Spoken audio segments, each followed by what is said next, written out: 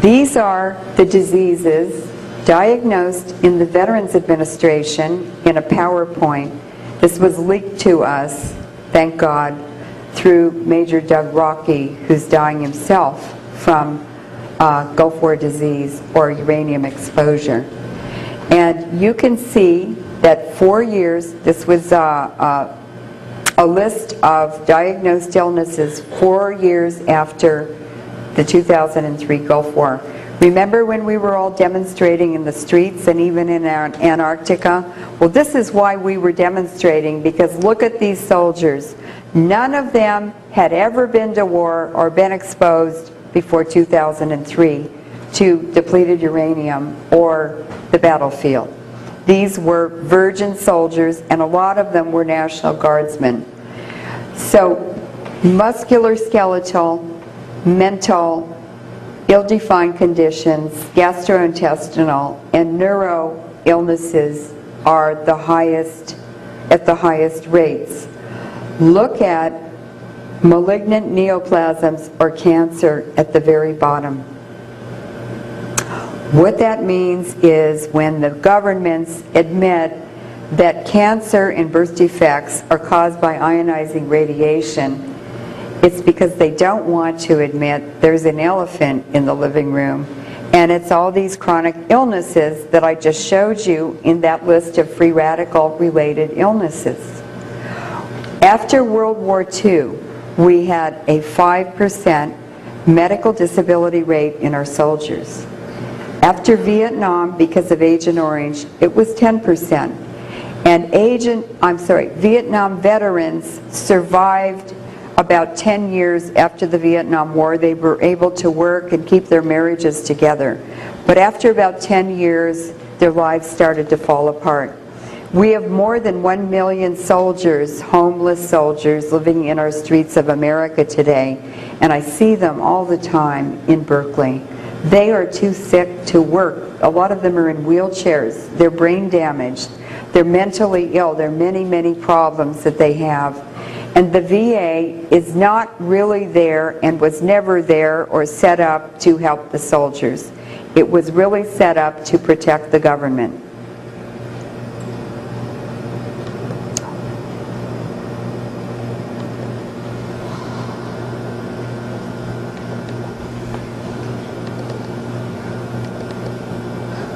This is a breast cancer map of the United States. 2/3 of all breast cancer deaths in the United States occurred within 100 miles of reactors. Those two kind of in the middle, you can see Los Alamos in New Mexico and the Idaho Nuclear Engineering Lab almost up there by Hanford. They have reactors. They have operating reactors. Look at California. The bottom area is San Onofre and Diablo Canyon nuclear power plants.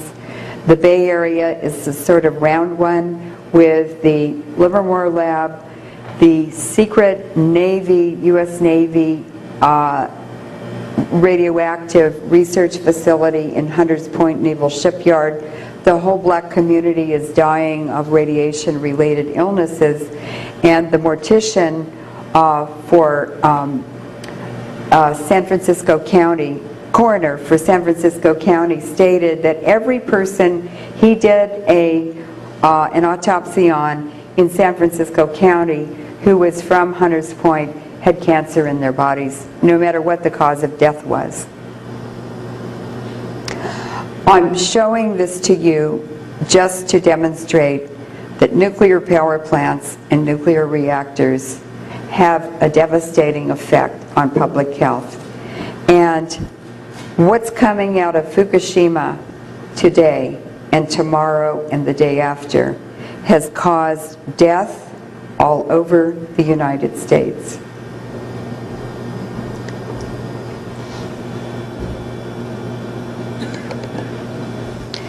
This is data from Japan. It's the main causes of death since 1898. This is the most complete health statistics that I've found in the world. I have the complete health statistics in one volume for $140 from the Japanese government. And they did it meticulously and in great detail. The problem is it's just big piles of numbers, just like when you go to the Centers of Disease site, you have to know how to graph them. Well, this actually was graphed in the journal, but you can see that up until the 1950s, the main causes of death in Japan were from infectious diseases. And cancer, which is that green line, was very, very low, and so was diabetes. There's a blank space, 1945 to 1947, when the U.S. government would not allow the Japanese to report their vital statistics. It was to hide the effects of Hiroshima and Nagasaki. And then, with the introduction of each new nuclear technology, mortality from radiation-related illnesses replaced the deaths from infectious diseases.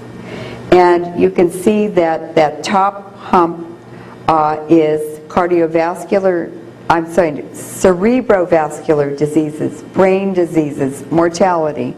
And cancer went up, and also underneath cancer is heart disease.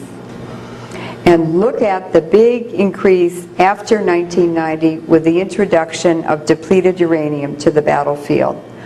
I got the annual reports off of the Los Angeles Department of Water and Power website, and I plotted the uranium levels in drinking water in Los Angeles since 1999. And you can see all the battles: Najaf, al-Sadr, Basra, 2003 Iraq War, Tora Bora bombing. It's all in the drinking water of Los Angeles. Uranium in drinking water or in rivers or whatever is causing hormone and estrogen effects. And in Los Angeles, the little boys are disappearing from the schoolrooms because the XY chromosome, which is a boy, and the XX chromosome, which is a girl, the XX is much stronger, and so the XY is weaker, and more of the baby boy fetuses die or embryos die than female.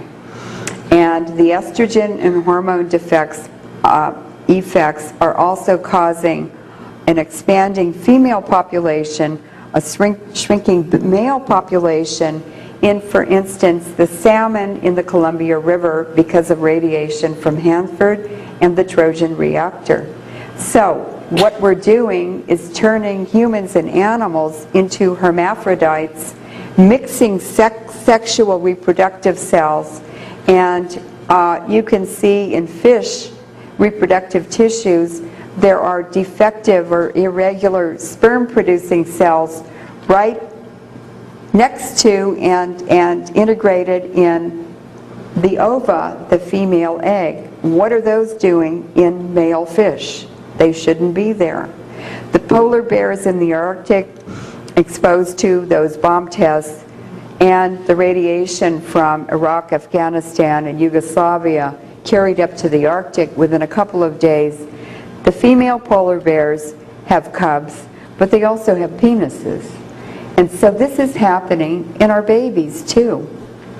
And what a terrible decision for a parent to have a newborn and have to decide what to remove in surgery or whether to wait until the child is old enough to choose which sex they want to be. What a dilemma. What are we doing to humanity? What are we doing to life on Earth? This is complete insanity.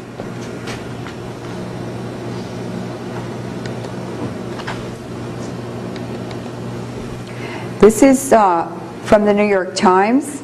These are maps of diabetes. The top map is New York City.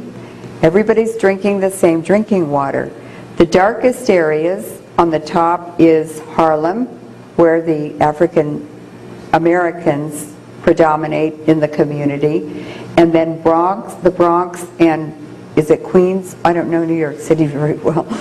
But two other areas where minorities and poor live. Why do they have much higher rates of diabetes than the rest of the affluent part of New York City?